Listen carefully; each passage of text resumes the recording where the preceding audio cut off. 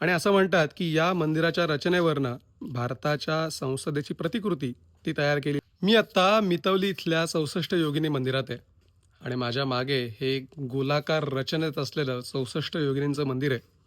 हे मंदिर असं म्हणतात 12व्या ते 13व्या शतकात हे मंदिर बांधलं असावं.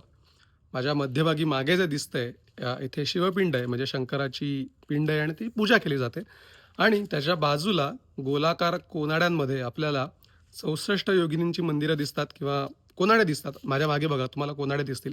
आत्ता एकही मूर्ती या कोनाड्यामध्ये नाही आहे. पण मंदिर अतिशय भव्य आहे आणि अशा प्रकारची 64 योगिनींची मंदिरं आपल्याला भेडाघाटला, जबलपूरला दिसतं, खजुराहोला दिसलं, ओरिसाच्या इथे हिरापूर आहे, इथे आपल्याला बघायला मिळतं.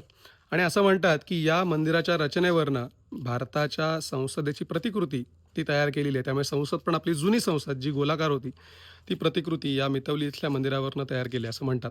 त्यामुळे कधी ग्वाल्हेरला आलात तर मितवलीला नक्की या आणि इथलं 64 योगिनींचं मंदिर बघायला विसरू नका.